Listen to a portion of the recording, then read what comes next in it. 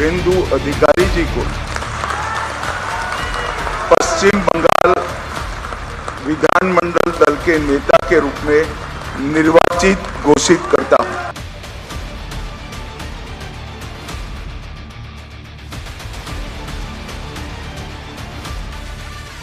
मोदी जिंदाबाद, मोदी जी जिंदाबाद, मोदी जी जिंदाबाद, मोदी जी जिंदाबाद, मोदी जी जिंदाबाद, मोदी जी जिंदाबाद।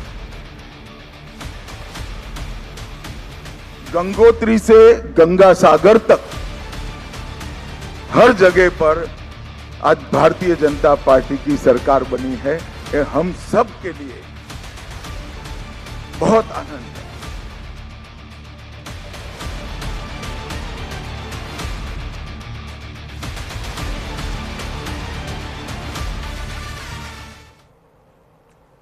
नमस्कार, स्वागत है आपका। आपके साथ मैं हूं अभिषेक। बंगाल का नया मुख्यमंत्री कौन होगा, किसके सिर सत्ता का ताज सजेगा, इन सवालों से आज पर्दा हट गया।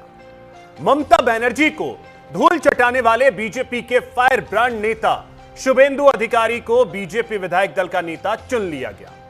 केंद्रीय गृह मंत्री अमित शाह ने शुभेंदु के नाम का ऐलान किया। बंगाल विजय के बाद नया मुख्यमंत्री चुनने के लिए बतौर पर्यवेक्षक केंद्रीय गृह मंत्री अमित शाह आज कोलकाता पहुंचे थे, जहां उन्होंने बीजेपी विधायकों की राय जानी, फिर ऐलान किया कि बीजेपी विधायक दल के नेता और बंगाल के नए मुख्यमंत्री शुभेंदु अधिकारी होंगे।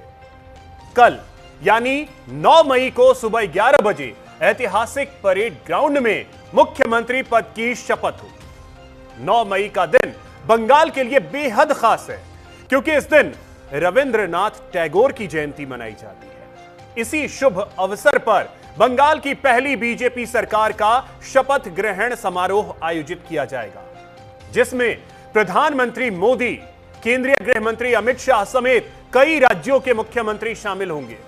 बीजेपी के बड़े नेताओं की मौजूदगी में शुभेंदु अधिकारी मुख्यमंत्री पद की शपथ लेंगे। लेकिन सत्ता का ताज पहनने के बाद उन्हें कई चुनौतियों से पार पाना होगा। कानून व्यवस्था को पटरी पर लाना होगा, चुनाव के बाद हो रही हिंसा को रोकना होगा, सत्ता और संगठन में तालमेल बिठाना होगा, चुनावी वादे पूरे करने होंगे। सवाल है कि इन चुनौतियों से शुभेंदु कैसे पार पाएंगे, जनता की उम्मीदों पर कितना खरा उतर पाएंगे। आज इसी मुद्दे पर होगी बात, लेकिन पहले ये रिपोर्ट देखिए।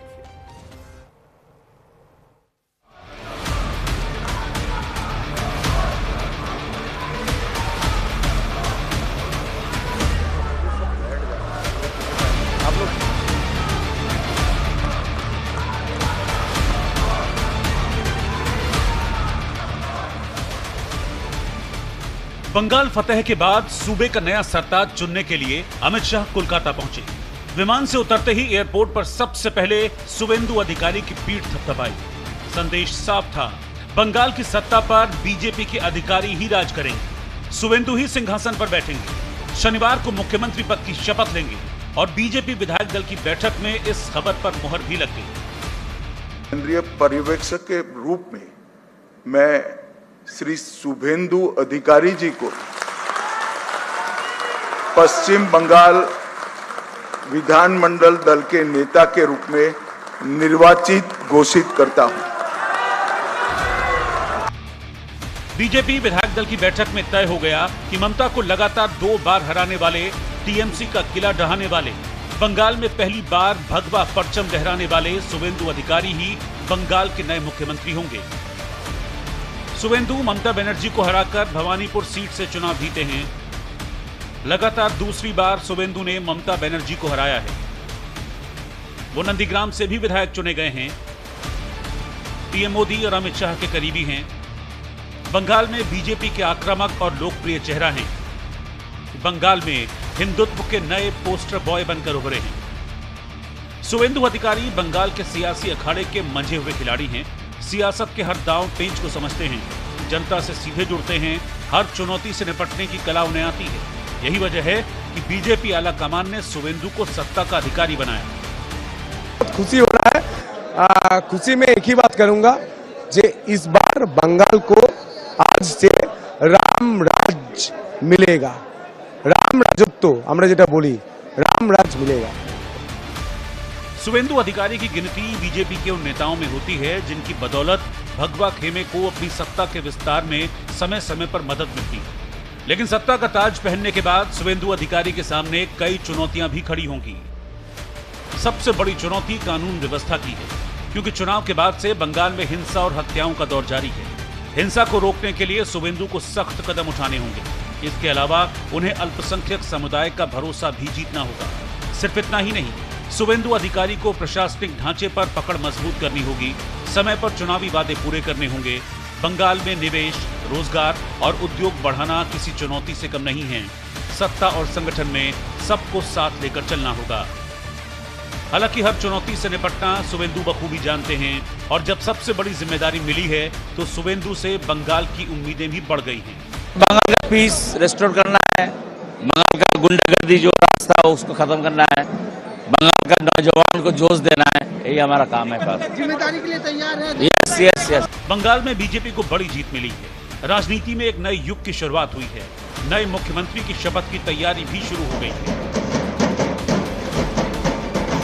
शनिवार को शुभेंदु मुख्यमंत्री पद की शपथ लेंगे, लेकिन सवाल है कि इन उम्मीदों पर शुभेंदु कितना खरा उतर पाएंगे। जो कमाल हिमंता बिस्वा शर्मा ने असम में किया, क्या उतना ही फायदा बंगाल में बीजेपी को दिला पाएंगे Suvendu? Bureau report, news India.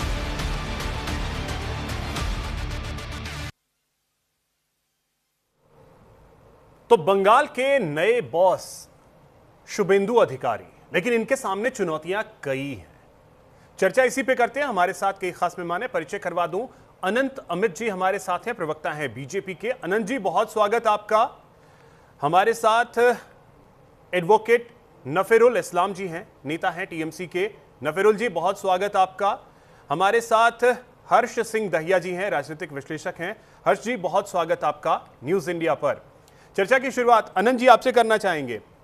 Suvendu अधिकारी नाम तो तय हो गया, लेकिन कहते हैं कि ताज के साथ चुनौतियां भी आती हैं। लग रहा है कि यह बहुत बड़ी चुनौती बंगाल में आप लोगों के सामने। निश्चित तौर पे अभिषेक जी, ये जो सत्ता मिला है और इस सत्ता को चुनौती के तौर पे स्वीकार करते हैं, और पश्चिम बंगाल की जनता ये कह रही है, राज तिलक की करो तैयारी, आ रहे हैं शुभेंदु अधिकारी। और जिस तरीके से माननीय मोदी जी ने लगातार अपने सारी सभाओं में उन्होंने भय से भरोसा की जो बात कही, सोनार बंगला की जो बात कही, ये बहुत बड़ी चुनौती है। और पहली बार पश्चिम बंगाल में भारतीय जनता पार्टी की सरकार बनने जा रही है। ये एक ऐतिहासिक पल होगा कल, जब भारतीय जनता पार्टी का एक कार्यकर्ता पश्चिम बंगाल के मुख्यमंत्री के रूप में ओथ लेगा, और ये तय करेगा कि पश्चिम बंगाल में जिस तरीके से आजादी के बाद आज तक पश्चिम बंगाल में जो गंगोत्री से और गंगा सागर तक में मां गंगा की आंचल भगवा रंग में जिस तरीके से रंगा है, उसके संकल्प के साथ, और हमने जो संकल्प पत्र में जो पश्चिम बंगाल की जनता के लिए जो हमने वादे किए थे, वादों के साथ हम कल मैदान में उतरेंगे और सारी चुनौतियों को स्वीकार करेंगे। जैसा आपने प्रोमो में दिखाया, निश्चित तौर पे पश्चिम बंगाल में लॉ एंड ऑर्डर बहुत बड़ी बात है। पहली हमारी प्राथमिकता होगी पश्चिम बंगाल की एक एक जनता की सुरक्षा निश्चित करना, यह हमारी पहली संकल्प होगा। और साथ ही साथ हमने कहा है कि पश्चिम बंगाल की जनता आज तक जिन वादों से दूर रही, जैसे कि एक योजना आपने, अभिषेक जी मैं एक उदाहरण दे देना चाहता हूं, बाकी जनता समझती है। पश्चिम बंगाल पहला ऐसा प्रदेश है देश का जहां पे आज तक आयुष्मान भारत की योजना लागू नहीं हुई, जो कि वहां के करोड़ों गरीब गुरबा लोग स्वास्थ्य से वंचित रहे। पहले कैबिनेट में हम आयुष्मान भारत की योजना, माननीय प्रधानमंत्री जी ने भी कहा है, और तमाम ऐसे संकल्पों को जो हमने 40 दिन के हमने वादा किया है पश्चिम बंगाल की जनता के साथ, उन तमाम वादों के साथ कल से हम मैदान में उतरेंगे। और पश्चिम बंगाल की जनता को आपके माध्यम से हम विश्वास दिलाना चाहते हैं, न्यूज इंडिया के माध्यम से, बिल्कुल कानून व्यवस्था के साथ साथ ये सारी चीजें तो हैं कि केंद्र की योजनाएं अब डायरेक्टली वहां पे एक्टिव आप लोग कर लेंगे, लेकिन यूसीसी को लेकर के भी आप लोगों ने वादा किया है बंगाल में। निश्चित तौर पे अभिषेक जी है वादा। जो घुसपैठियों का जो समस्या रहा है, आपने देखा होगा कि 29 तारीख के पोलिंग के बाद 3 तारीख को बांग्लादेश के सांसद में बांग्लादेश का सांसद अख्तर हुसैन जी ने कहा कि जो मीडिया की खबरें आ रही है, ऐसा लगता है कि हमारे बगल के पश्चिम बंगाल में भारतीय जनता पार्टी के नेतृत्व में सरकार बनने वाली है। हमारी सरकार को अभी से इस बात की चिंता करनी चाहिए कि 4 तारीख के बाद जो हमारे देश से उस देश में घुसपैठिए बन के जो रह रहे हैं, उनकी वापसी होगी तो बांग्लादेश में वो कहां रहेंगे, और उनकी व्यवस्था की जिम्मेदारी भी हमारी सरकार के लिए सुनिश्चित करना चाहिए। तो यानी कि बांग्लादेश का सांसद पार्लियामेंट ये कह रहा था कि भारतीय जनता पार्टी जो घुसपैठ का मुद्दा लेकर तमाम प्रदेशों में जा रहे थे हम, चाहे वो बिहार हो, असम हो, बंगाल हो, उस पे मुहर बांग्लादेश की सांसद ने लगाया। ये बहुत बड़ा इशू है और इस मुद्दे को खत्म करना ये हमारी प्राथमिकता में है। तो घुसपैठियों के नंबर्स भी अब आगे चल के पूछे जाएंगे कि कितने घुसपैठियों को बाहर भेजा गया। ये सारे नंबर्स भी आगे चल के पूछे जाएंगे, क्योंकि अब केंद्र में भी आप और स्टेट में भी आप। आते हैं आपके पास फिर से सोफिया जी हमारे साथ जुड़ गए। सोफिया जी, बहुत स्वागत आपका न्यूज इंडिया पर। नफिरुल जी आपके पास आ रहे हैं, शुभकामना दीजिएगा अब शुभेंदु अधिकारी को, शुभकामनाएं।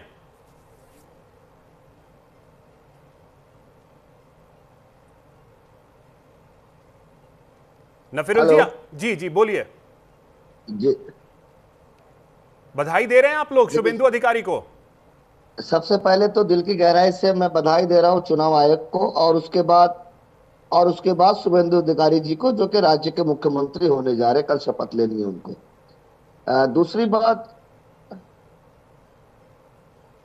दूसरी बात अभिषेक जी, कि अगर चर्चा करेंगे तो चर्चा बहुत लंबा चला जाएगा, शायद पूरी रात कट जाए, लेकिन चर्चा का विषय चुनाव अब रहा नहीं है, क्योंकि इस पे कोई चर्चा हो नहीं रही है। चाहे लोग कानून के दरवाजे खटखटाएं, चाहे संवैधानिक तरीके से अपनी बात पेश करने की कोशिश करें, इस पे कोई और चर्चा नहीं होनी है। अब बस चर्चा यही है कि 4 मई को काउंटिंग के बाद जो नतीजे आए, चलिए ये मान लिया जाता है कि प्री पोल वायलेंस में चुनाव आयोग पूरे तरीके से कामयाब रही है, मोर और लेस, लेकिन पोस्ट पोल वायलेंस अभी भी 700 कंपनियां बंगाल में तैनात है। उसके बावजूद भी, चाहे वो भाजपा के कार्यकर्ता हो या टीएमसी के कार्यकर्ता हो, मरने वाले, जख्मी होने वाले दोनों ही आम नागरिक है, देश की जनता है। तो कहीं ना कहीं ये सवालिया निशान, जिस तरीके से देश के गृह मंत्री अभी संबोधित कर रहे थे राज्य को और देश को, उन्होंने बहुत सारी बातें कही, बहुत सारे संकल्प लिए बंगाल को लेकर, लेकिन जिस मैनिफेस्टो के वादों को लेकर चुनाव लड़ा गया, उस पे एक भी स्टेटमेंट उन्होंने नहीं दिया, पहली बात। दूसरी बात, बहुत अफसोस का मुकाम लग रहा है, ये मुझे, मेरा अपना निजी सोच है, हो सकता है मैं गलत भी हूं, उन्होंने अपनी बात खत्म होने से पहले आखिरी अल्फाज जो उन्होंने इस्तेमाल किया, वो उन्होंने कहा वंदे वंदे और फिर जय श्री राम, मातरम का जिक्र उन्होंने नहीं किया। तो इस तरह के जो संकल्प उन्होंने बंगाल के लिए लिए घुसपैठियों को लेकर, अगर अपने मैनिफेस्टो पे भी कुछ चर्चा कर लेते तो शायद, लेकिन जो भरोसा का जो शुभकामना देंगे या नहीं देंगे, शुभकामना देंगे या नहीं? देखिए, शुभेंदु अधिकारी को तो शुभकामना क्या देना, शुभेंदु अधिकारी मुख्यमंत्री होने जा रहे हैं, राज्य के मुख्यमंत्री होंगे, देश की जनता, एक एक जनता उन्हें मुबारकबाद दे रही है, इससे बड़ी बात और क्या है? टीएमसी नहीं दे रही है ना, क्योंकि अभी तक ममता बनर्जी ने इस्तीफा नहीं दिया, अभी तक उन्होंने अपने प्रोफाइल से सीएम पद नहीं हटाया। तो ये और आप लोग कहते हैं हम लोग लोकतंत्र बचाना चाहते हैं, तो ऐसे लोकतंत्र थोड़ी ही बचता है। अभिषेक जी, मैं टीएमसी का समर्थक हो सकता हूं, लेकिन टीएमसी मेरे बाप की जागीर नहीं है। अगर इस टीएमसी की अगर जो सुप्रीमो वो नहीं दे रही, वो उनका अपना चिंतन है। तो ये मानते हैं ना कि ये गलत है, ये मानते हैं ना गलत है? नहीं, गलत, देखिए, गलत और सही अगर हम मानने लगे तो फिर देश में किसी भी तरह की प्रतिक्रिया और क्रिया का कोई रचना ही नहीं रह जाएगा। मैं कौन होता हूं गलत मानने वाला? ठीक है, एक बड़ी खबर आ रही है कि थोड़ी देर में गवर्नर हाउस जाएंगे शुभेंदु अधिकारी, सरकार बनाने का दावा पेश करेंगे। एक बड़ी जानकारी आपको दे दें, थोड़ी देर में राज्यपाल से मुलाकात करने के लिए गवर्नर हाउस जाएंगे और वहां सरकार बनाने का दावा पेश करेंगे शुभेंदु अधिकारी। अभी अभी उन्हें विधायक दल का नेता चुना गया है और अब उसके बाद वो सरकार बनाने का दावा पेश करने के लिए जा रहे हैं।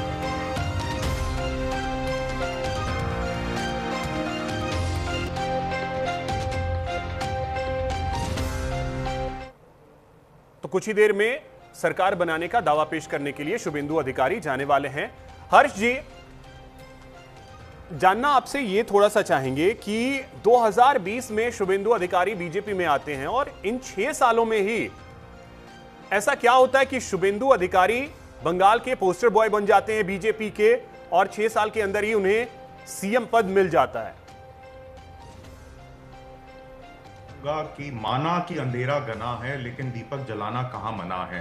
तो मैं नतमस्तक होता हूं बंगाल की उस ब्रेव जनता को जिन्होंने जो हिंदू जागरण का दिया जलाया है, जो डेवलपमेंट पॉलिटिक्स का दिया जलाया है और जो ये पूरी की पूरी डर की राजनीति थी उसका जो खात्मा किया है, उसके लिए उनको बहुत बहुत अभिनंदन।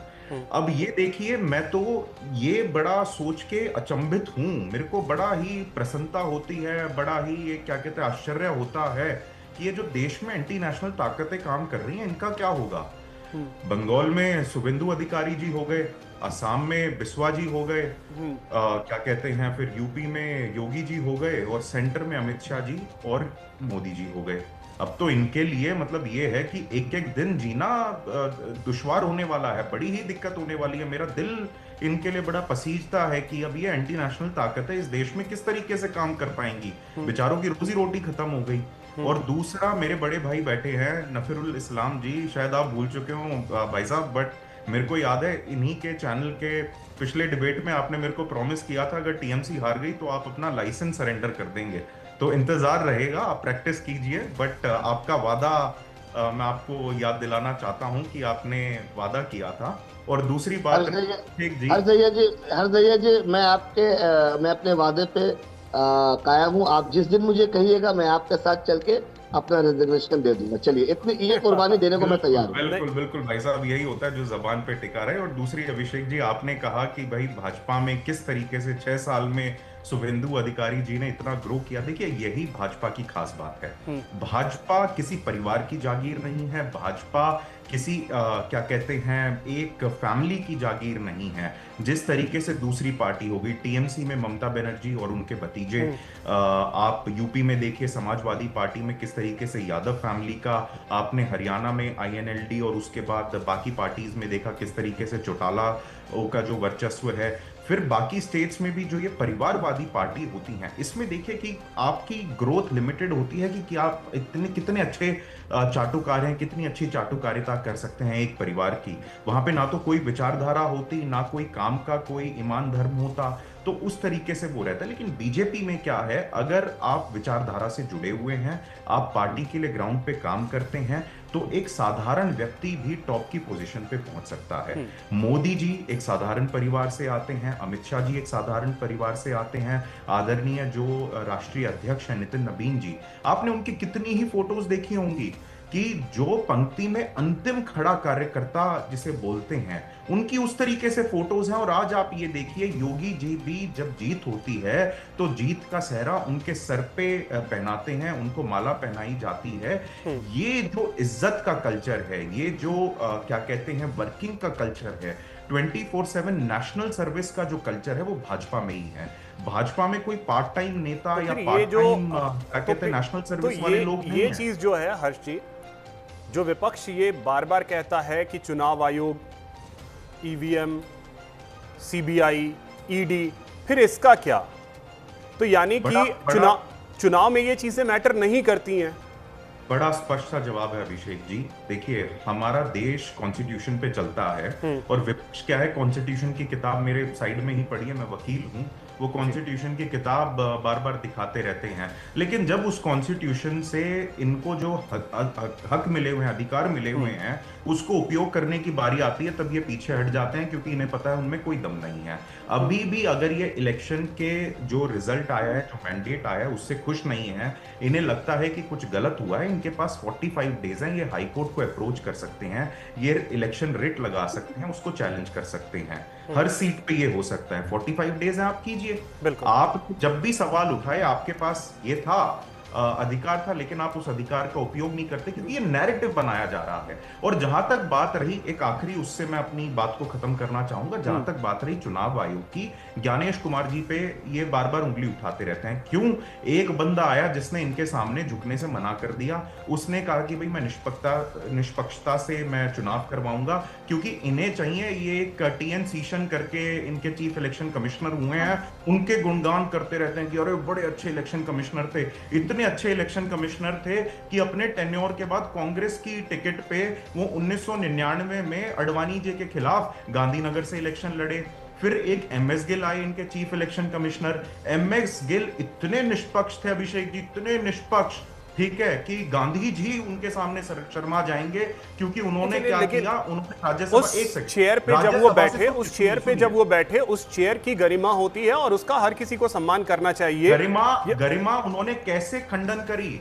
वो कांग्रेस की सरकार में राज्यसभा एमपी बने, केंद्र सरकार में मंत्री बने, इनको तो वो निष्पक्षता चाहिए।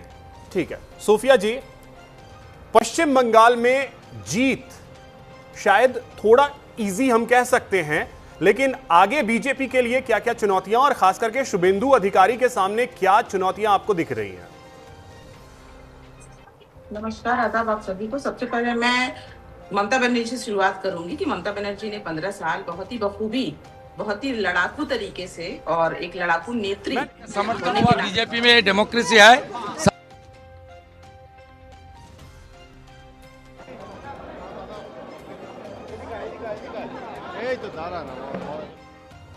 चलिए, प्रतिक्रिया जैसे ही आएगी हम फिर से सुनवाएंगे। सोफिया जी बोलिए।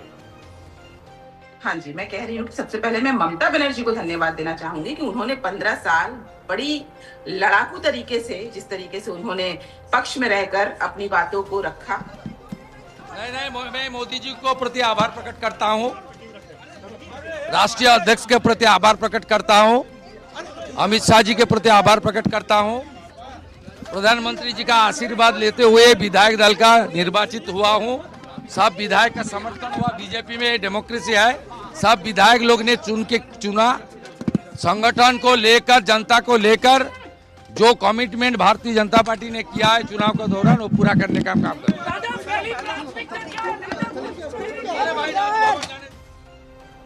तो शुभेंदु अधिकारी बोल रहे थे और उन्होंने धन्यवाद दिया है बीजेपी आला नेतृत्व को। सोफिया जी बोलिए।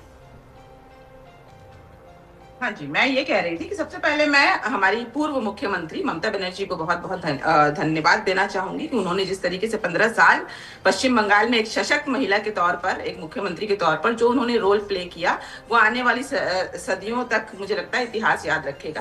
अब जहां तक बात as a resident of West Bengal, definitely हम लोग वेलकम करेंगे एक ओपन आर्म से कि हम जिस आशा के साथ पार्टी से परे, राजनीति से परे, अगर पश्चिम बंगाल के लोगों ने एक विश्वास जताया है और प्रधानमंत्री ने आश्वासन दिया है कि ये बदला नहीं बल्कि बदलाव होगा, लेकिन जो परिस्थिति 4 तारीख के बाद हमने देखा कि ये लोग मिठाई नहीं बल्कि पिटाई, कहते हैं ना, मिठाई बांटते नहीं पिटाई करते नजर आए, तो ये मुझे लगता है ये जो शुरुआत हुई ना, ये बिल्कुल एक रॉन्ग मैसेज के साथ शुरुआत हुई, जो नहीं होना चाहिए था। क्योंकि देखिए, कर्मी जिसके भी हो, वो भाजपा के ग्रास रूट लेवल के कर्मी हो या तृणमूल के कर्मी हो, लेकिन उनके साथ इस तरीके की बदले की राजनीति करना, दफ्तरों को जलाना, लोगों को मारना, वो भी 2.5 लाख केंद्रीय बल की उपस्थिति में, बिल्कुल वो गलत है। सोफिया जी, आपने तो विशेष जी आपको ये याद रखना पड़ेगा कि सबसे ज्यादा मृतक इस समय पे सिर्फ मृत्यु बीजेपी वालों की हुई है। एक सेकंड,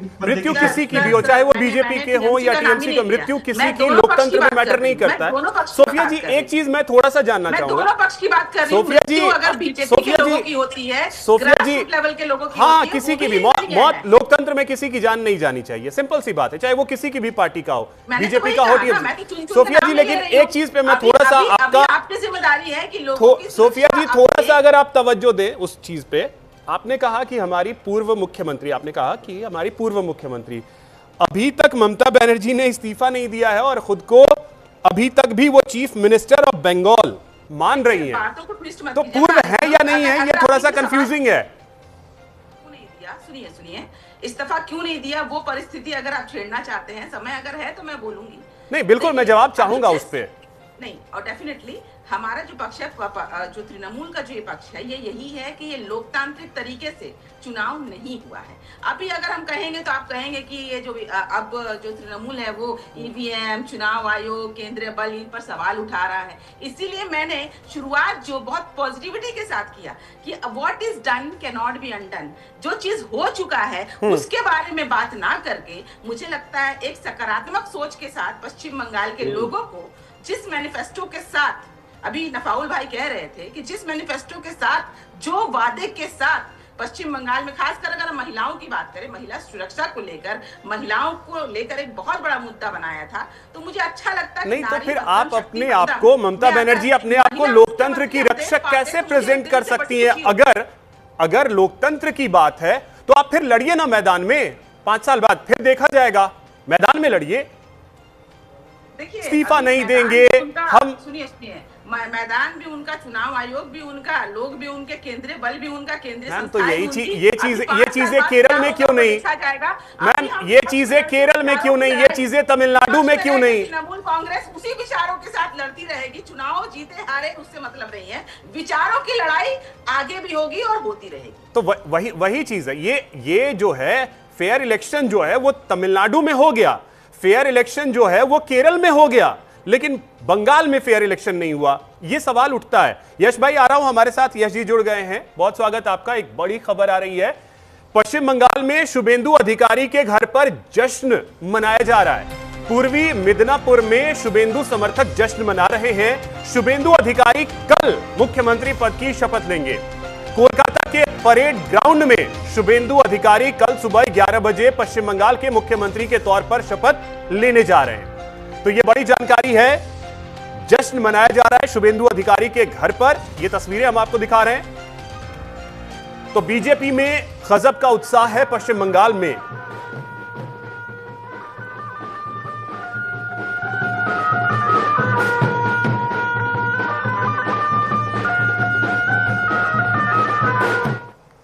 देखिए, आज का दिन खुशी का दिन, आनंद का दिन कि हमारे दादा बंगाल के मुख्यमंत्री बने। हमारे दादा बंगाल को आगे ले जाएंगे। हमारे दादा बंगाल का भ्रष्टाचारी, स्वैराचारी ममता बनर्जी को हराया। आज का दिन कांथी के आदिवासी के नाते हम लोग गर्व और आनंद अनुभूत हुआ। हम लोग पहले बार कि कांथी के पुण्य भूमि से कि ऐसा हमारे सबके नेता शुभेंदु अधिकारी जी ने आज बंगाल के मुख्यमंत्री बने। तो यश जी हमारे साथ जुड़ गए हैं कांग्रेस से। यश जी बहुत स्वागत आपका। और क्या शुभेंदु अधिकारी को शुभकामनाएं दे रहे हैं आप लोग? कांग्रेस की तरफ से राहुल गांधी ने यह तो कहा कि टीएमसी की हार पर कांग्रेस को जश्न नहीं मनाना चाहिए, लेकिन अब अगर कोई मुख्यमंत्री बन रहा है, शुभकामनाएं दे रहे हैं। शुभकामनाएं जिसका एक पर्यायवाची दुआ भी होता है, उसकी जरूरत तो अब बंगाल की जनता को है। अभिषेक जी, इन्होंने आते ही एक दिन में जो करके दिखाया है बीजेपी वालों ने, जो अपराध का वहां पे इन्होंने ट्रेलर दिखाया है, जो कीचड़ फैलाया है वोट चोरी और गंदगी का, जिसमें इनका वो फूल खिला है, वो अब 5 साल क्या करेंगे, उसके लिए बंगाल की जनता को दुआ की जरूरत है, दवा का तो पता नहीं। आप जो बात कह रहे हैं कि शुभेंदु अधिकारी, मतलब आप नहीं, आपकी रिपोर्ट कह रही है, इधर उधर के समाचार, और जिसके मन में आ रहा है वो बोले जा रहा है, जश्न मन रहा है, सब कुछ हो रहा है, लेकिन कोई ये नहीं सोच रहा कि बंगाल जो एक मात्र सत्तात्मक भूमि है, यानी वहां महिलाओं का प्रभुत्व है, वहां पर चुनाव जीतते ही, वो भी घोषणा भी पूरी तरह नहीं हो पाई थी, ये बीजेपी के लोगों ने पोस्टर इकट्ठे करके, ममता जी के पोस्टर लाके, टीएमसी के पोस्टर लाके, भले ही वो हमारे प्रतिस्पर्धी थे इस चुनाव में, लेकिन उनके पोस्टर इकट्ठे करके गंदगी करके दिखाया, महिलाओं का अपमान करके दिखाया, वो बाजार जाके तोड़ दिया। एक महिला सड़क पे से जा रही है तो उनको घेरने की कोशिश हो रही है। ये लोग खुशी मनाते रहे, खेलें अपना, इनको तो एक ही काम, हर राज्य में इन्होंने एक ही काम किया है, जन संपदा को लूटा है, प्रकृति को बर्बाद किया है, लोगों के अधिकार छीने, अपनी वाहवाही करी है, और बस यही किया है इन्होंने। ये अपराध के नाम को रोते रहते हैं। केंद्रीय सरकार तो 5 साल में कभी भी सवाल जवाब कर सकती है कि आपके राज्य में ये समस्या है, बताइए हम क्या करें। वो तो इन्होंने किया नहीं, और यही इन्होंने असंवैधानिक कृत्य अभी तमिलनाडु में गवर्नर के साथ मिलकर किया। प्रेजेंट एंड वोटिंग लिखा है संविधान में, यानी जितने एमपी या एमएलए प्रेजेंट हैं उस मुद्दे पर वोट करने के लिए वो हाँ ना या एब्सटेन कर सकते हैं। लेकिन गवर्नर ने जानबूझ के अपने पद का दुरुपयोग किया। तो कुल मिला के इस देश में अब शुभकामनाओं का समय तो बचा ही नहीं, अब समय बचा है दुआ का और एकजुट होकर सवाल करने का कि ये तमाशा चल क्या रहा है। अभिषेक जी, ठीक है। अनंत जी, ये क्या चल रहा है? अभिषेक जी, ये लोकतंत्र की जीत है, ये भय की हार है। और जिस तरीके से 22 राज्यों में भारतीय जनता पार्टी एनडीए की सरकार है, निश्चित तौर पे कांग्रेस को तो दुख होगा ही। कांग्रेस अगर तेलंगाना में जीत जाती है, केरल में जीत जाती है, आंध्र प्रदेश में जीत जाती है, हिमाचल में जीत जाती है, जम्मू कश्मीर का परिणाम इनके पक्ष में आते हैं तो सब कुछ ठीक है। लेकिन यदि पश्चिम बंगाल में करा रही पश्चिम बंगाल मानिस की बात करने वाली पश्चिम बंगाल अपने ही खून से रक्त रंजित हो रही थी, वहां पे जब भारतीय जनता पार्टी एनडीए की सरकार बनती है तो तमाम विपक्षी दलों के पेट में दर्द हो जाता है। मैं तो यश भाई को धन्यवाद देना चाहता हूं कि आपके युवराज इस देश के राजवंशी परंपरा को आगे बढ़ाने वाले श्रीमंत श्री राहुल गांधी जी जब पश्चिम बंगाल में सभा कर रहे थे तो उन्होंने कहा कि पश्चिम बंगाल में ममता दीदी ने जिस तरीके से भ्रष्टाचार के तमाम भ्रष्टाचारों को गिनाते हुए उन्होंने कहा कि ममता जी ने जो वोट पोलराइज किया है इसी के वजह से भारतीय जनता पार्टी की सरकार आती हुई दिख रही है। तभी हमें तो पता था कि भारतीय जनता पार्टी की सरकार बननी है, लेकिन राहुल जी ने उस सभा में हमारी बात जो हम कह रहे थे सड़क से लेकर सदन तक में, विगत कई वर्षों से राहुल जी ने उस पर मुहर लगाने का काम किया। और जबकि कांग्रेस वहां तो 3 में ना 13 में कहीं नहीं थी। और कांग्रेस के सबसे बड़े लीडर पश्चिम बंगाल के, जो कि एलओपी भी हिंदुस्तान के रहे, अधीर रंजन चौधरी जी ने चुनाव समाप्त होने के बाद मीडिया के सामने उन्होंने कहा कि मैं यहाँ पे कांग्रेस को जिंदा करने के लिए आया। जो यश जी का सवाल था उसको आप टाल गए। नहीं, यश जी के ही सवाल पे आ रहा हूँ, यश जी पे ही कह रहा हूँ। हाँ, तो सवाल का जवाब दीजिए अनंत अमित। ये कॉमन सेंस से दुश्मनी जो आप निभा रहे हैं वो हमें पता है। ये क्या बेवकूफी की बात कर रहे हैं आप? आपको मालूम है कितने दलितों के साथ अपराध किया आपके नेताओं ने? कितने पीडोफाइल है आपकी पार्टी में? बकवास कर रहे हैं आप यहाँ बैठ के। जनता का आशीर्वाद आपने क्या किया जनता को बदले में? अपराध, यश भाई के साथ अपराध, हत्या, बलात्कार, ये दिया आपने। यश भाई आपको आराम से आराम आप कीजिए, कर ही रहे हैं आप अडानी के पैसे पे। आराम से, गुस्सा मत होइए। आप गुस्से में अच्छे नहीं लगते हैं, ऐसे आप कैसे भी अच्छे नहीं लगते हैं। आप सिर्फ सत्ता से बाहर, राजनीति से बाहर अच्छे लगते हैं। अच्छा नहीं लगता। आप लोग अच्छे लगते हैं किंडरगार्टन स्कूल में। आप लोगों को पढ़ाई करनी चाहिए, एबीसीडी सीखिए जाके। बेशर्मी से आप अपनी वही सड़ी हुई बात करते हैं। लेकिन पॉलिटिकल एबीसी केरला में क्या स्थिति है? पॉलिटिकल एबीसी मुस्लिम लीग के साथ जो इस देश को बांटने वाली पार्टी सरकार बना रहे और आप ज्ञान हमें दे रहे हैं। बैठे हुए थे केरला में मुस्लिम लीग के साथ पढ़ाई लिखाई आप बना रहे, ज्ञान हमें दे रहे हैं। यश जी, ये डिबेट है, ये न्यूज़ चैनल पे डिबेट है, तो आप साथ में नहीं बैठे जिस तरीके की आप भाषा यूज कर रहे हैं। यश जी और बीच में इंटरजेक्ट कर रहा हूं, बट ये कोई पाक नहीं है जिस तरीके की आप एक एक करके हर जी एक करके बोलेंगे तो शायद समझ में भी बात आएगी। अनंत जी बोलिए। जी देखिए, यश जी की हताशा, यश जी के साथ मैं बराबर डिबेट करता रहता हूं और इनकी भाषा को मैं समझ चुका हूं, इसलिए मैं इनको जवाब देना उचित नहीं समझता हूं। मैं इनको कहा कि आप हमारे छोटे भाई की तरह हैं, आप संयम से बात करिए, आप अच्छे पढ़े लिखे व्यक्ति हैं, पढ़े लिखे की तरह बात करिए। लेकिन उत्तेजना में पता नहीं क्या बोल जाते हैं, जब बाद में टीवी देखते हैं तो इनको लगता है अरे हम तो गलत बोल गए। खैर कोई बात नहीं। देखिए, ये आपने मुझसे पूछ के बोला। यश भाई प्लीज, मैंने कब बात करी आपसे टीवी डिबेट के बाद? यश भाई, अरे डिबेट के बाद की बात मैंने आपसे बात कब करी है? कभी बात नहीं करी। यश भाई फिर कहां से बोल रहे हैं आप?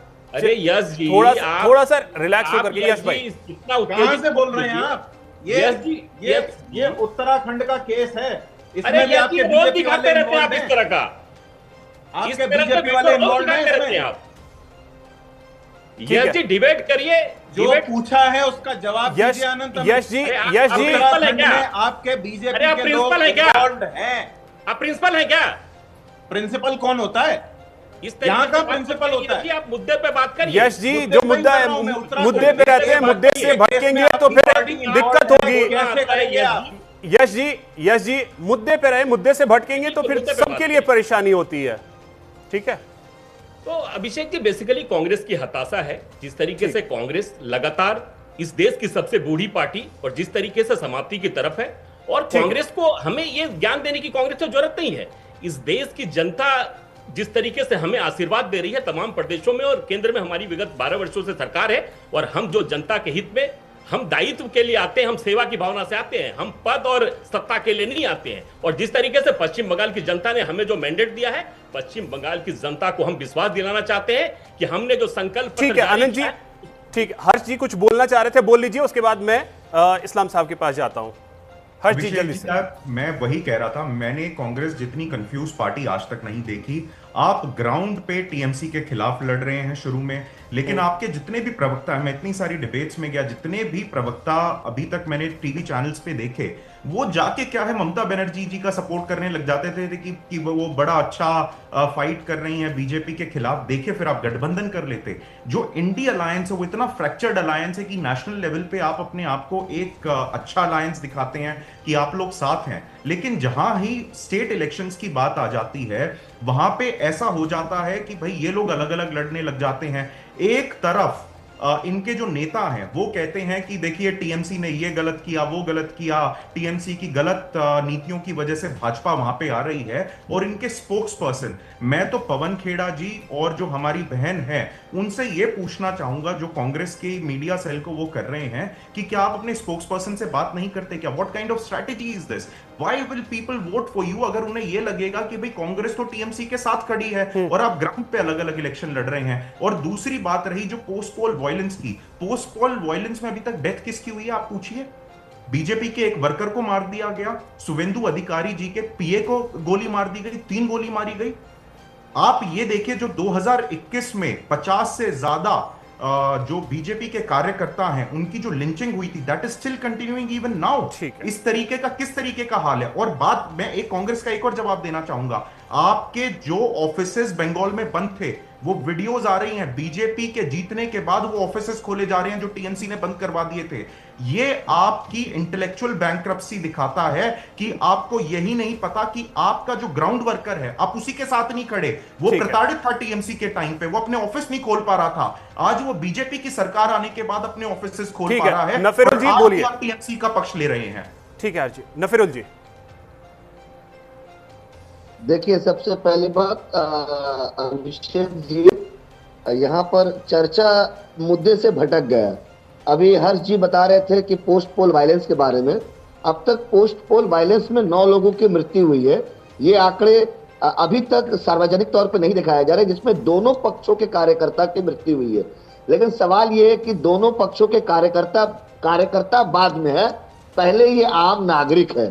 तो इस पे कार्रवाई, इस पे जो जांच का विषय है, जो अभी भी स्वतः संज्ञान चुनाव आयोग ले सकती है, क्योंकि एमसीसी अभी भी यहाँ पर निष्कासित नहीं किया गया है। Model code of conduct Bengal में अभी भी लागू है, और 700 कंपनियां के रहते हुए अगर पोस्ट पोल वायलेंस अगर बंगाल में हो रहा है तो सवालिया निशान तो मौजूदा सरकार जो कल शपथ लेने जा रही है उस पर तो जनता पूछेगी। और टीएमसी से कोई सवाल नहीं है कि 15 सालों में आपने किस तरीके की सत्ता चलाई और किस तरीके के हालात बंगाल में बनाए कि चुनाव जीत हार हो गया, काम खत्म हो गया। लेकिन उसके बावजूद इस तरीके की, अभिषेक बनर्जी का बयान आपको याद है कि किस तरीके की बात उन्होंने कही थी कि 4 तारीख के बाद हम देख लेते हैं कौन दिल्ली से बचाने आता है, इस तरीके के बयान। अभिषेक जी मैंने पहले कहा कि पक्ष प्रतिपक्ष बयानी बदबयानी ये लोग करते रहेंगे। ये राजनीति का एक हथियार रहा है हमेशा से, चाहे आप आजादी से पहले से ले ले या आजादी के बाद। आप आजादी से पहले भी देखेंगे तो किस तरीके से श्यामा प्रसाद मुखर्जी जो कि हिंदू महासभा के लीडर रहे, उन्होंने क्वाइट इंडिया मूवमेंट का समर्थन नहीं किया।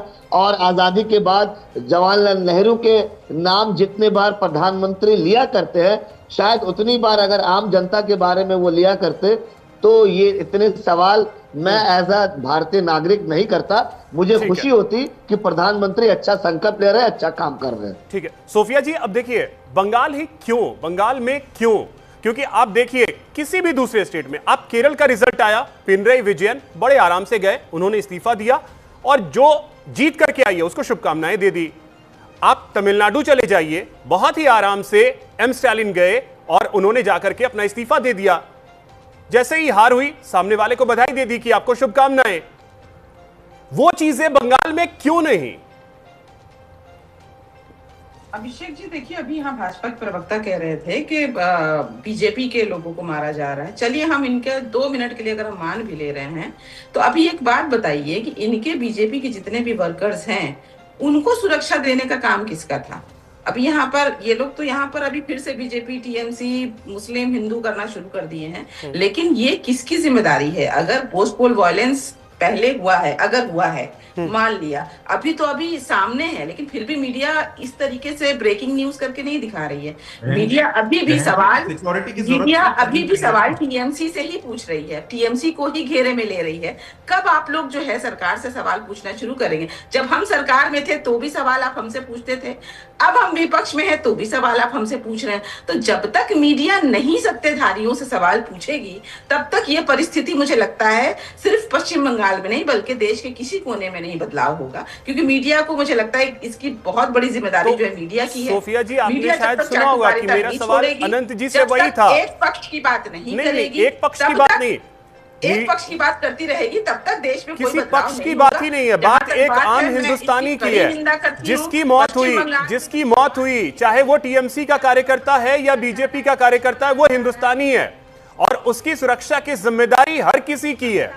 अभिषेक जी, अभी आपने अभिषेक बनर्जी के बातों को याद दिलाया कि ये डायलॉगबाजी किया, लेकिन शायद आप ये भूल रहे हैं कि अमित शाह जी जो गृह मंत्री भी हैं, उन्होंने बकायदा डंके के चोट पर बोला था कि 4 तारीख के बाद टीएमसी के गुंडों को उल्टा करके लटकाया जा रहा है, और एग्जैक्टली वो सारी चीजें हो रही हैं। तो ये सब प्री प्लान था। शायद अब समझ में ये आ रहा है कि ये सारी चीजें आनंद जी, क्या ये प्री प्लान था? और टीएमसी के लोगों को उल्टा लटकाया, मतलब ठीक है सोफिया जी, ठीक है, अब इसका जवाब भी सुन लीजिए। आनंद जी, क्या ये प्री प्लान था? फैला रहे थे विगत 15 वर्षों में।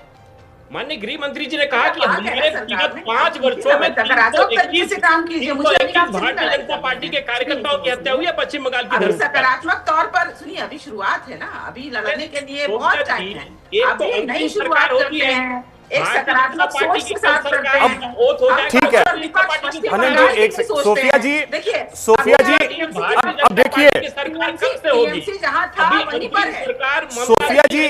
सोफिया देखिए, अंतर कहां चीजों का होता है।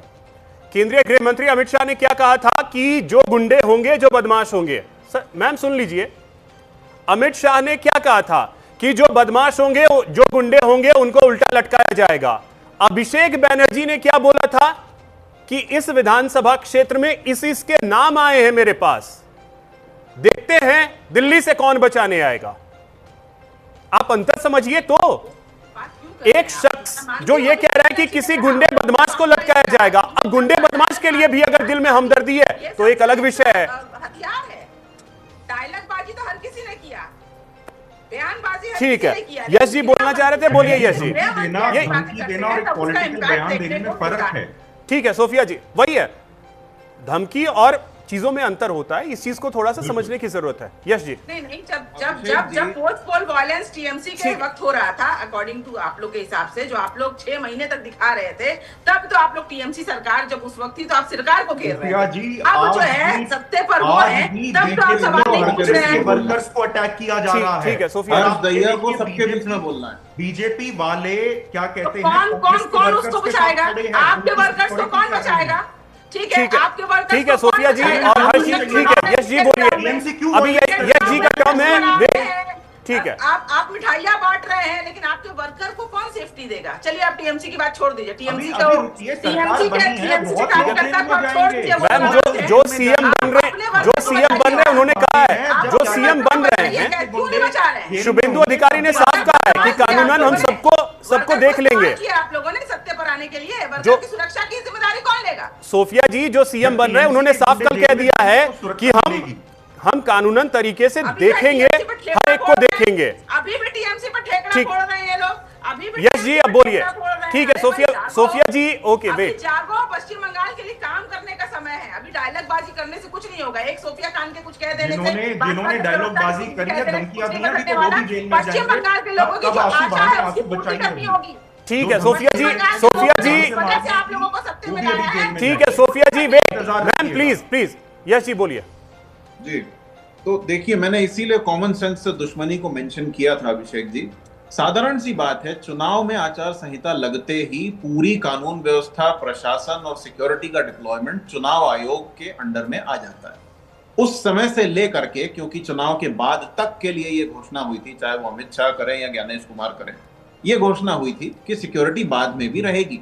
यानी जो भी वायलेंस हुआ और देश के एक पर्टिकुलर डिवीजन का 2/3 डिप्लॉयमेंट बंगाल में था उस समय, इतनी सिक्योरिटी शायद मणिपुर में भी है कि नहीं पता नहीं, उसके बावजूद ये हो रहा है, तो टीएमसी के नाम पर रोने का हक किसी को नहीं है। अब मुझसे ये जो बार बार ये दहिया जी बोल रहे हैं और ये अनंत अमित बोल रहे हैं कि भैया ऐसे तो आप टीएमसी के खिलाफ थे, ये कौन सी स्ट्रैटेजी है, उसी के लिए मैंने वो वीडियो दिखाया था। यदि किसी को इस तरह की अभद्रता करते देखा जाएगा तो कोई स्ट्रैटेजी नहीं देखी जाती, आम मानव सभ्यता और शिष्टाचार देखा जाता है कि ये क्या बेहुदापन हो रहा है। और उसके लिए चाहे वो टीएमसी हो चाहे कोई हो, कोरोना के समय हमारे एक नेता ने तो आपके नेताओं को भी सिलेंडर और मास्क पहुंचाए थे, वो कौन सी स्ट्रैटेजी थी? कोई स्ट्रैटेजी नहीं होती इसमें।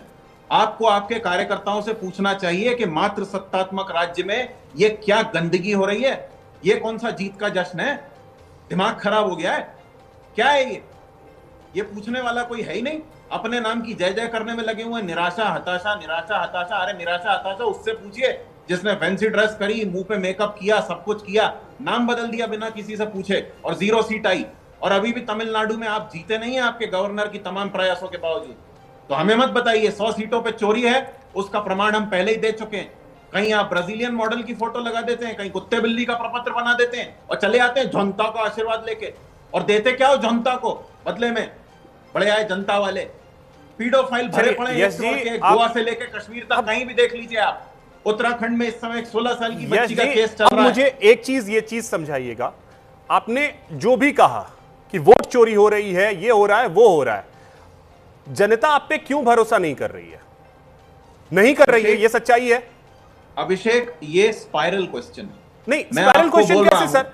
नहीं कर रही है जनता। मैं जवाब दे रहा हूं, हाँ। मैं जवाब दे रहा हूं। मैं आपसे कह रहा हूं कि वोट चोरी के कारण हमारी सरकार नहीं बन रही और इसीलिए ये बीजेपी वाले खुशी मना पा रहे हैं। इनको कोई जनता का आशीर्वाद नहीं मिल रहा। अगर इनको मिल रहा होता तो वोट चोरी की जरूरत नहीं पड़ती। और अब आप मुझसे पूछेंगे कि जहां हमारी सरकार है वहां क्यों नहीं, तो मैं आपको याद दिलाता हूं कि वोट चोरी पर सबसे पहला जो बड़ा खुलासा हुआ था, जो राहुल जी ने हाइड्रोजन बम फोड़ा था, 1 साल की मेहनत लगी थी, 7 फुट ऊंचे कागज के 3 गट्ठर दिखाए थे हमने आपको, वो कर्नाटक से लिए गए थे एक विधानसभा सीट से। उसके बाद अनुराग ठाकुर वायनाड लोकसभा सीट का डेटा ले आए 2 दिन में, पता नहीं कहां से ले आए, और उसमें यह पता चला कि 92,000 वोट की डिस्क्रिपेंसी है। वहां प्रियंका जी 4,10,000 वोट से जीती थी। यानी ये जो चोरी के वोट थे, ये ना होते तो प्रियंका जी 5 लाख से जीतती। ये आपके इस तमाम प्रश्न का उत्तर है, जिसको अभी फिर से 99 से 5 पे ले जाएंगे ये फालतू के जो बैठे हुए हैं कॉमन सेंस के दुश्मन जितने बेकार की बातें करने वाले। अभिषेक जी, ये इनसे पूछिए कि जब इलेक्शन कमीशन ऑफ इंडिया ने कहा, मैं आपसे कुछ भी जवाब दे दूं, आपको समझ में तो आना है नहीं आनंद जी? आनंद जी, बिल्कुल नहीं। आपको समझ में तो एक चीज है, अब यही चीज होता है। देखिए ग्राउंड पे यश जी, अब मुझे ये बता दीजिएगा, पश्चिम बंगाल में आप चुनाव लड़ रहे थे ना? राहुल गांधी या प्रियंका गांधी ने कितनी रैलियां की? अभिषेक जी, किसने कितनी रैली की मायने नहीं रखता। मायने क्यों नहीं रखता सर? सुनिए, मैं बता रहा हूं क्यों नहीं रखता। मायने इसलिए नहीं रखता क्योंकि चुनाव किसी पार्टी या किसी चेहरे के लिए नहीं होते। चुनाव होते हैं कि उस राज्य को, उस क्षेत्र को एक जिम्मेदार प्रतिनिधित्व मिले। हमने किसको चुनाव प्रचार में भेजा नहीं भेजा, वो हमारी पार्टी के शीर्ष नेतृत्व का निर्णय है। भाई ये देखिए, ये लिटरेचर की किताबों में बहुत अच्छे लगेंगी ये बातें, लेकिन धरातल पर ये बातें अच्छी नहीं लगेंगी। नहीं अभिषेक जी, बिल्कुल धरातल पे भी अच्छी नहीं लगेंगी। सुनिए, आपको जनता से कनेक्ट होना पड़ेगा। अगर नहीं होंगे तो फिर यही स्थिति होगी। और आप वोट चोरी करते, जनता कनेक्ट ही नहीं हो रही है आपसे, आप वोट चोरी करते रहिए। सुनिए अभिषेक जी, महाराष्ट्र के मरकड़वाड़ी गांव में लोगों ने खुद चुनाव कंडक्ट कराने की इच्छा जाहिर की, ठीक है, क्योंकि उन्हें चुनाव आयोग पर संदेह था। आप क्यों गए पूरी सरकारी मशीनरी लेके? कर लेने देते। हर्ष दहिया, अब देखिए सवाल यही है, बीजेपी पे वोट चोरी के आरोप लगते हैं, ठीक है, लेकिन बीजेपी एक बार में 3 बड़े राज्य हारती है, छत्तीसगढ़, मध्य प्रदेश और राजस्थान, तीनों के तीनों राज्य कांग्रेस जीतती है। हिमाचल में कांग्रेस जीतती है, पंजाब में बीजेपी आज तक नहीं आ पाई है, लेकिन कभी भी यह नहीं कहा जाता है कि हां वोट चोरी हो गई या ईवीएम में यह हो गया वो हो गया। अगर जनता आपके मुद्दों से कनेक्ट नहीं होगी तो यही स्थिति होता रहेगा। अभिषेक जी, मेरे जो भाई बैठे हैं यश जी, उनको सुन के थोड़ी मिर्ची लगेगी इस बात का, लेकिन देखिए मुझे कोई मिर्ची नहीं लगेगी। मुझे तो ऐसा लग रहा है कि आपका यश कैमरा भाई, आपसे यश बहुत भाई, बात लगा हुआ है। फिर आप जवाब नहीं तो दीजिए। मुझे मिर्ची यश भाई, मत लगाइए भैया जी, अपना यश नाम भाई, लीजिए। यश भाई, यश भाई, मिर्ची सवाल आप सुन लगा नहीं लीजिए। पाएंगे। प्लीज सवाल सुन लीजिए। यश भाई बोलेंगे सुन, उससे कुछ भी हो जाएगा, ऐसा सवाल नहीं। सुन लीजिए, सवाल सुनिए, आप फिर आप जवाब यश दीजिए। भाई सुन लीजिए। बोलने से कुछ नहीं होता है, आप अपने काम की बात कीजिए। अपना बोलिए, नमक मिर्ची हर्ष अपने जी पास बोलिए। रखिए। अपने ही काम की बात कर रहा हूँ, थोड़ा बदतमीजी कम कीजिए, ठीक नहीं है? नहीं, बदतमीजी आप यश जी, टीवी पे बदतमीजी यश बहुत जी, करना आसान यश है। जी, किसी दिन रियल में मिलेंगे। यश भाई, मैं यश भाई, क्लियर टीवी पे कह रहा हूँ, लाइव चैनल पे यश कह रहा भाई, हूँ, रियल में आप मिलेंगे हमेशा तब लाइटर ऐसे रोड बात पे करके बातें दिखाना। करते हैं, सो प्लीज प्लीज जब रियल में मिलेंगे तब ऐसे बात करके दिखाना। ये टीवी पे धमकी और यश भाई, मेरे सामने जरूरत नहीं है। यश भाई, यश भाई प्लीज, ये प्लीज मैं रियल में पक्का मिलूंगा। Yash ji, Yash ji please please please, ये हर जी बोलिए। हाँ, यही दिखा रहा हूँ, ठीक है? मिलता हूँ रियल में, फिर बताता हूँ। हर जी बोलिए। बताओ अभिषेक, ये धमकी दे रहा है ये आदमी आपको। अरे धमकी कोई किसी को नहीं दे रहा। यश जी, यश जी रिप्लाई कर लीजिएगा। मैं बार बार कहता हूं कि अपने टर्म में रिप्लाई कर लीजिएगा। अभिषेक जी, अगर इनको बदतमीजी नहीं चाहिए तो ये क्यों मिर्ची बोले? मैंने तो उसका विरोध किया, इनको इतना बुरा लग ये गया। पर्सनल अटैक नहीं था, मिर्ची एक मुहावरा है यश भाई। तो बदतमीजी की एक परिभाषा है, और आपने ये जो बोला है ये धमकी है, समझे? Yash ji please please please सुन लीजिए, फिर रिप्लाई कर। मैं बार बार कहता हूँ, ऐसे में वक्त निकल जाएगा। और मैं जो हर्ष जी बोलिए। रियल में बदतमीजी कीजिए, टीवी पे तो बहुत आसान है। एक सेकंड हर्ष जी, अगर यश भाई अगर आप ये कह दें कि बाकी के जो हमारे गेस्ट हैं वो आपका नाम ना ले तो हम वो भी कह देंगे कि आप नाम ना नहीं, ये तो अगर इस चीज आपके सामने भैया बोल रहे हैं कि रियल में मिलके बोल के दिखाना। नहीं, बिल्कुल नहीं, पर्सनल धमकी बिल्कुल नहीं। मैं सिंपल सी ये बात, यश भाई आप यश श्रीवास्तव हैं, लेकिन वहां पे कांग्रेस के लिए बोला जा रहा है। आपको पता है कि आप यहां पार्टी का प्रतिनिधित्व कर रहे हैं, बीजेपी का प्रतिनिधित्व अनंत भाई कर रहे हैं, ये पता है। ठीक है अगर तो वही चीज अगर उन्होंने कहा कोई बात, ये अपना आपा खो चुके हैं, उन्होंने नहीं, हर्ष जी ने सिंपल कहा कि जो मैं बात कहूंगा हो सकता है वो मिर्ची लगेगी, तीखा लगेगी, इसमें कहीं कोई पर्सनल नहीं था। हर्ष जी बोलिए। देखिए अभिषेक जी, बड़ी सिंपल सी बात है, जो वोट चोरी की बात करते हैं, सारा का सारा जो पूरी कॉन्स्पिरेसी है वो एक चीज के लिए है। मैं ये मानता हूं कांग्रेस की स्टेट्स में लीडरशिप अच्छी है, और जहां पे लीडरशिप अच्छी है वहां पे इनकी सरकार आ जाती है। बिल्कुल, क्योंकि देखिए स्टेट लीडरशिप बहुत मैटर करती है, लेकिन ये चुनाव हारते हैं क्योंकि इनकी सेंट्रल लीडरशिप बहुत वीक है और लोग उस पर भरोसा नहीं कर पाते। सेंट्रल लीडरशिप के जो वादे हैं, जो कार्य शैली है, उस पे लोगों का भरोसा नहीं हो पाता और उस वजह से चुनाव हारे जाते हैं। हाइड्रोजन बम की बात हुई, हाइड्रोजन बम को लेके ये सुप्रीम कोर्ट गए, कुछ नहीं हुआ। उससे पहले ये सुप्रीम कोर्ट गए, कुछ नहीं हुआ, और बहुत सारी चीजें इन्होंने उठाई, उसमें तो ये सुप्रीम कोर्ट गए भी नहीं। तो अगर इतना दम होता ये कोर्ट का दरवाजा खटखटाते। फिर महाराष्ट्र की बात हुई थी, इससे पहले इन्होंने महाराष्ट्र में एक एक्सपोज किया था। जिस जर्नलिस्ट की रिपोर्ट पे वो एक्सपोज हुआ था, उस जर्नलिस्ट ने खुद माफी मांग ली थी और उसने एक सार्वजनिक तौर पे ये डाला कि भाई मेरा डेटा गलत था, और उसी डेटा को लेके राहुल गांधी ने बहुत बड़ी प्रेस कॉन्फ्रेंस और हंगामा मचाया। और लास्ट जल्दी से मैं कांग्रेस के टीएमसी के सभी लोगों को कहना चाहूंगा, 45 डेज हैं आपके पास, आप इलेक्शन पिटीशन में जा सकते हैं, आप जा सकते हैं, जाइए। ठीक है नफीरुल जी, अगर चुनाव से दिक्कत है अब जाइए ना, प्रोसेस है उसका, छोटे छोटे शब्दों में सर। देखिए चुनाव से दिक्कत तो हकीकत में रही है, और वो प्रोसेस भी इनिशिएट किया जा रहा है, सुप्रीम कोर्ट के दरवाजे खटखटाए जा रहे हैं, क्योंकि सुप्रीम कोर्ट ने आज से 1 महीना कबल भी पहले कहा था कि जहां जहां डिलीशन हुई है और उस डिलीशन के आधार पे जो भी नतीजे उस स्पेसिफिक क्षेत्र में आएंगे, और वो जो वोट परसेंटेज होगा अगर वो 10,000 से ऊपर होता है और वो डिलीशन को कवर अप करता है, तो उस पे सुनवाई सुप्रीम कोर्ट करेगी। अब सुप्रीम कोर्ट को तय करना है कि उस पर सुनवाई वो कब करती है।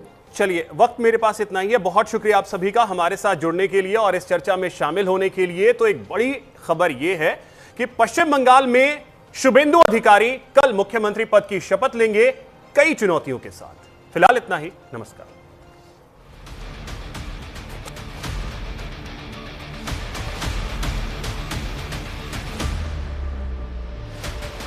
श्री शुभेंदु अधिकारी जी को पश्चिम बंगाल विधानमंडल दल के नेता के रूप में निर्वाचित घोषित करता हूं।